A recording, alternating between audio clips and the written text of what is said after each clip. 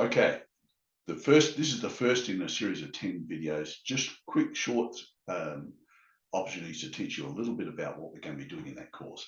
Firstly, I need to explain to you what the commercial model is. A lot of people talk about a business case, a lot of people talk about getting a business plan done. A commercial model is radically different, and it is most essential that you have your commercial model all mapped out before you get started in any cap raise or in any commercialization, because otherwise you won't know what you're going to be doing, what you're going to be doing after that, and also what are the different points that people who are going to join you on that journey are going to need to hit. So if I firstly go through the different things, the elements of it, and then we'll just cap it off. I'll have all the explanation in the course, but in the meantime, I just want you to understand. Firstly, we've got to look at the target problem that you solve. That means we look at who has the problem. Obviously, your product will solve that problem or your service. And we're looking at who has the problem. What does it cost them to have that problem? How do they solve the problem right now? Who do they go to solve the problem? Because we're going to be looking at channels as well. And the people they go to will become your industry. We look at how much it costs them to solve the problem, how much it costs them if they choose not to solve the problem, and a lot of other issues involved. So that's getting your demand side of it all fixed up. Once we've done that, we look at external issues. External issues include things like political, legal, regulatory issues. There's about 14, 15 of those, including shareholder issues, which can impact on your business that you can't largely control, but you need to have managed.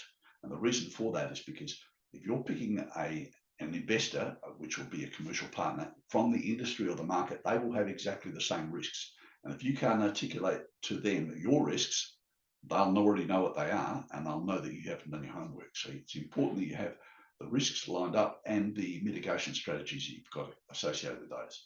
We also look at the stages of acceleration. So you're going to take it from early stage through to, let's say, pre-scale. And when you scale a project, that's generally when we take what you're doing per year to doing that per month.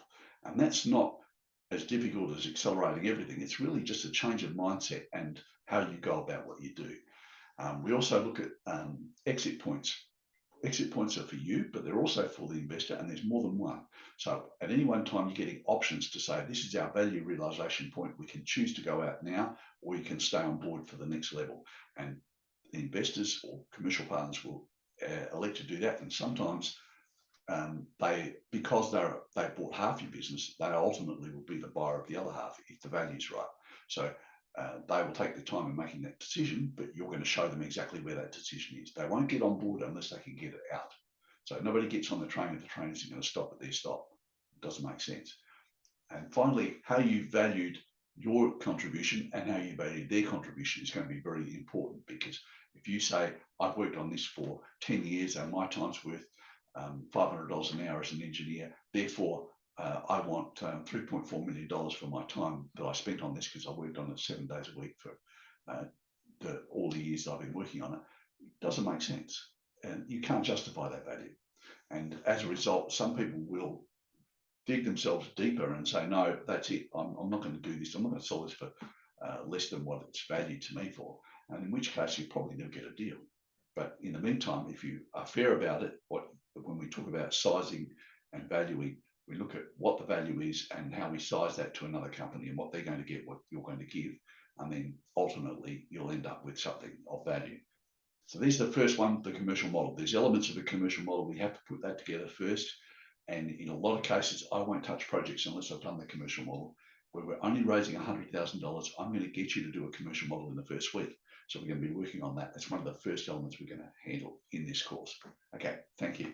We'll speak to you on the next course, or the next video, which is just as interesting.